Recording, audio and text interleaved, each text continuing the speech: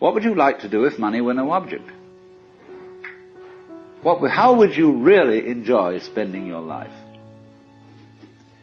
Well, it's so amazing. As a result of our kind of educational system, crowds of students say, well, we'd like to be painters, we'd like to be poets, we'd like to be writers, but as everybody knows, you can't earn any money that way. Or another person says, well, I'd like to live an out-of-doors life and ride horses. I say, do you want to teach in a riding school? Let's go through with it. What do you want to do?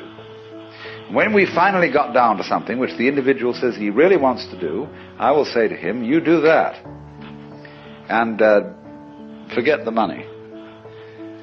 Because if you say that getting the money is the most important thing, you will spend your life completely wasting your time. You'll be doing things you don't like doing in order to go on living, that is, to go on doing things you don't like doing, which is stupid. Better to have a short life that is full of what you like doing than a long life spent in a miserable way. And after all, if you do really like what you're doing, it doesn't matter what it is, you can eventually turn it, you could eventually become a master of it. It's the only way to become a master of something, to be really with it. And then you'll be able to get a good fee for whatever it is. So don't worry too much. Somebody's interested in everything. And anything you can be interested in, you'll find others who are. But it's absolutely stupid to spend your time doing things you don't like in order to go on spending things you don't like, doing things you don't like, and to teach your children to follow in the same track. See, what we're doing is we're bringing up children and educating them to live the same sort of lives we're living, in order that they may justify themselves and find satisfaction in life by bringing up their children, to bring up their children to do the same thing, so it's all retch and no vomit. It never gets there. And so, therefore, it's so important to consider this question: what do I desire?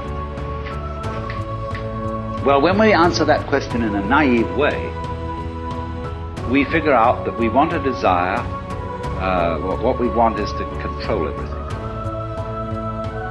To create girls that don't grow old, apples that don't rot, clothes that never wear out, conveyances that get from one place to another instantly so we don't have to wait, power available to do anything that you could conceive and do it just instantly like that. Get this funny technological omnipotence.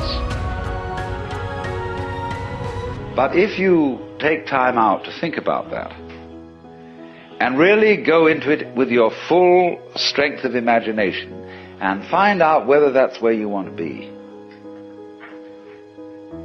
you will soon see that's not what you want. Because the moment you have a situation where you are really in control of things, that is to say, in which the future is almost completely predictable, you will see, as I said last night, that a completely predictable future is already the past. You've had it. And that's not what you wanted. You want a surprise. And you don't know what that's going to be, because obviously it wouldn't be a surprise if you did.